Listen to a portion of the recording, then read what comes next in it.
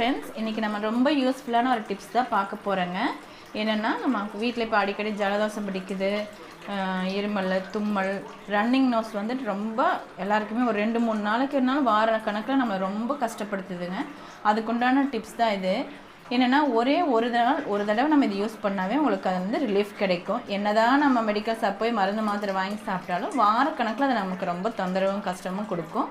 இப்போ இருக்கிற சுச்சுவேஷனில் இது ரொம்ப நமக்கு யூஸ்ஃபுல்லாக இருக்குங்க. பாருங்கள், தேவையான பொருட்கள் சொல்கிறேன். ஒன்றுமே இல்லைங்க, ரொம்ப சிம்பிள்.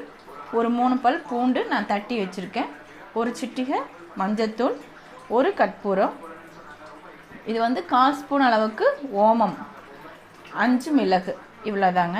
அதை வந்து நம்ம தேங்காய் எண்ணெயில் போட்டு காய்ச்சி அதுக்கு ஒன்று பாருங்கள்.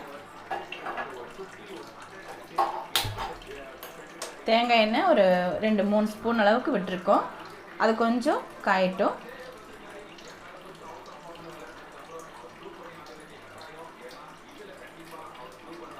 அது காஞ்சிட்டு இருக்கும்போது நல்லா ஓரளவுக்கு காஞ்சி வரும்போது மிளகு போடுங்க. மிளகு போடுறதுக்கப்புறம் ஒரு 2-3 மினிட்ஸ்க்குள்ளே அது அடுத்த பொருள் நம்ம சேர்ப்போம். ஆனால் கொஞ்சம் தள்ளி நின்றுக்கணும், ஏன்னா மிளகு வந்து வெடிக்கும்.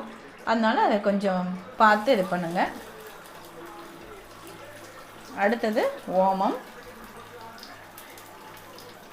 அடுத்தது இந்த கற்பூரத்தை இப்படி நசுக்கி உள்ளே போட்டுருங்க. ஒரு சிட்டிகை அந்த மஞ்சத்தூள்.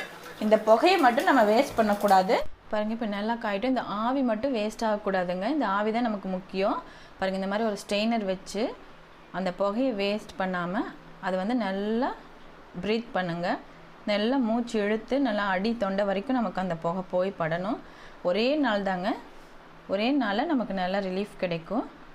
பாருங்கள், இந்த மாதிரி பெரியவங்க நம்ம சின்னவங்க எல்லாருமே பிடிக்கலாம், ஒன்றும் பிரச்சனை இல்லை. அதே மாதிரி அந்த ஆவி நல்லா பிடிச்சிட்டு இந்த எண்ணெய் வந்து நல்லா உச்சியில் நல்லா கொஞ்சம் வெதுப்பாக இருக்கும்போது தேய்ச்சி விட்டுக்கோங்க. Okay friends, thank you. ட்ரை பண்ணுங்கள்.